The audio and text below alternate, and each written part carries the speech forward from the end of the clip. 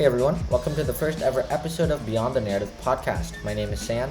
My name is Jack, and we'll be the host of today's podcast. In this episode, we have a super special guest, Mr. Tommy Harris Jr. Mr. Harris was one of the first responders tasked with helping in the recovery and cleanup process at Ground Zero right after 9/11. The themes are going to be talking about our heroism and bravery. The second theme is the theme of the fear of the unknown. And then lastly is passion and love. Now we're going to recap everything that Mr. Harris has said and talk about its relevance and connection to the Chrysalids. At the end, we will provide a lesson learned from all of the experiences and the novel. So first, let's talk about the theme of heroism and bravery. So just from learning a little bit about Mr. Harris and talking to him in that interview, we can see that he's proved a great deal of bravery. The first thing that had to be done was it was a rescue operation. So basically, we're trying to find anybody who's alive, who wanted me to help somebody.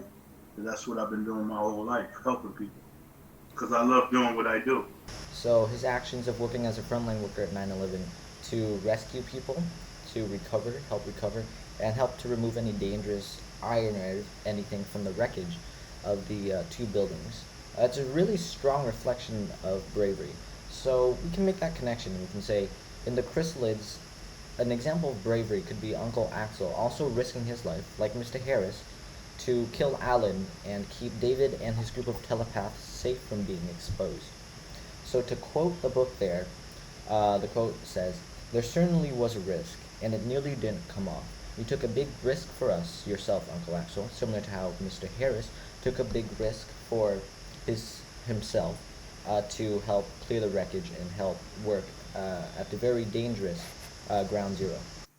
Yeah, so it really portrays Uncle Axel as an extremely brave and heroic character who did everything he could, even risking his own life to save the group. So although it didn't help the group as much in the end, he tried to do his best to save them. So if you look at it on a deeper level, his actions was very heroic and significant in terms of the telepaths. So Michael is another example. He's willing to sacrifice himself to join the search team even though he's one of the telepaths. Because of his bravery, the group can avoid tragic events and escape from Wagner safely. Yeah, so to add on to what you said, so Michael puts himself in front of basically everyone else in the group of telepaths and shows true heroicness. So without him there to lead David and the group, specifically, like most importantly, right at the end of the novel, while David, Rosalind, and Petra are escaping through the fringes to be rescued by the Zealand lady, without him they would have been lost and unaware of the situation happening right behind them and back in Wagner. So basically, right at the end of the book, Michael's the brave soul, the hero, that holds the group together in times of danger and fear, where they would have most likely not made it if he wasn't there to help them. Yeah, I fully agree with that. And also, not only Michael, but many characters like Sophie also exhibit bravery in the story, such as when she was able to overcome her fear of walking up to a stranger and introducing herself, um, as well as David when he refuses to give any information regarding Sophie's whereabouts, allowing her family to escape safely from Wagner and oblivious to any consequences that he might face in the future. Yeah, so that basically sums up our first theme. So let's move on to the second theme of the book, the fear of the unknown. So just from Mr. Harris's interview again, you can see that he's faced this theme a lot in his experience as a frontline worker. The first thing that ever came out of my mouth was, "The world need to see this." That was the first thing that came to my mind when I was there. The first thing came out of my mouth is, "The world need to see this." And I knew right then and there I was going to do something for the world to see what I see. So I named the book "Through the Eyes of an Iron Worker," because it's my eyes you are looking through, with the pictures, because I took the pictures.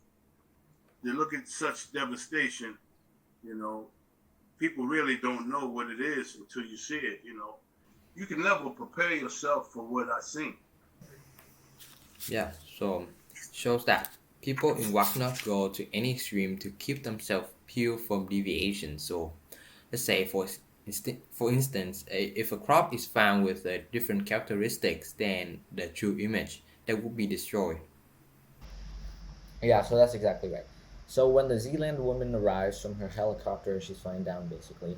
She talks to David and basically whoever's around him for a little bit, and she says the old people, similar to the people currently residing in Wacknock, to quote her, stamp on any change. They close the way and keep the type fixed because they've got the arrogance to think themselves perfect. Yeah, so like the Zealander woman has said, the people of Wagner are so afraid to change and embrace the differences within their society. So all of this can be traced back to the fear of the unknown. What will happen if they change, which they will never know because they never change. So what do you think are the repercussions of this? So, well, obviously, for the theme of the fear of the unknown, since you're scared of not knowing and you are scared of going out and adventuring and learning and trying to gain more of a larger perspective of the world you're living in, well, you'll just be stuck with what you currently have. So, similar to the people in Wacknow, they stick with what they already know, such as basic farming, their only method of transportation, which is very basic, is horses, and they stick to very rudimentary weapons like arrows and bows. While in contrast, the Zealanders are more open. Instead of hiding because they're scared of what they don't know, they would rather go out and explore and see what they can learn from that. And while doing so, they're able to obviously find a lot of different things, like how they found David, Petra, and Rosalind, and they can develop more advanced technologies like cities, planes. Yes, so there are a lot of benefits to change.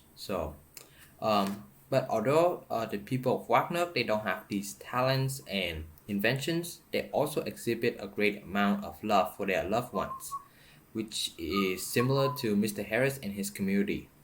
He wanted me to help somebody. That's what I've been doing my whole life, helping people. How blessed I was from a good mother and a good father. See, my mother, she ran a hospital. My father was an iron worker. So I wasn't no big shot or nothing, but I wasn't hurting for no money either. My mother taught me how to make my bed, be respectful, clean my room, clean my house, and I got paid for it. I got allowances. I would take that allowance at the age of 4 or 5 years old, going to school, and I would share with the kids in the school. So yeah, this leads us into our third theme, which is like passion and love. And to make the connection to the book here, an example of passion and love in the book would be the situation with Aunt Harriet, where even though her baby has a deviation and it's technically her responsibility to get rid of her baby, she loves it so much and she wants to keep it. So to quote her, she says, when she came, when I saw her, I wanted to kill myself. I knew they would never approve of her, although it's such a little thing. But I didn't, because I thought perhaps I could save her somehow. I love her. She's a lovely baby, except for that. Yeah, so On Harriet is a prime example of the way that the people of Wagner deal with deviations, and they extremely fear these deviations. But when it comes to their loved ones, they would do anything to save them. So this is very similar to Mr. Harris' story. Even though that the people that he rescued, he doesn't know any of them, he still tried his best, even sacrifice his safety to save the people around him. Yeah, and add on to this connection, like for Rosalind's mother, quite different from David's mother. Rosalind says, to quote her, "When I told her this evening that I thought it very likely I'd have to go, she cried, which is normal, which is what we expect. But she wasn't really surprised. She didn't try to argue or dissuade me. I had a sort of feeling that she'd already resolved at the back of her mind that she'd have to help me one day, and when the time came, she did." That means despite knowing that Rosalind is about to run away someday, she didn't stop her like David's mom would when she did with Aunt Harriet when she came and visited her about her baby. Instead, Rosalind's mother would fully support her by helping her to prepare her equipment for the runaway. It shows that she really loves her, letting her go for the sake of her safety, and even though that she might not be able to see her ever again, deep down in her heart, she knows that if her daughter is happy and safe, she will also be that. So, which is Yeah. this is what Mr. Harris wants for everyone else, including his community and the people around him. Yeah, so just to go off of what you just said there, we can see this like in the interview we just conducted.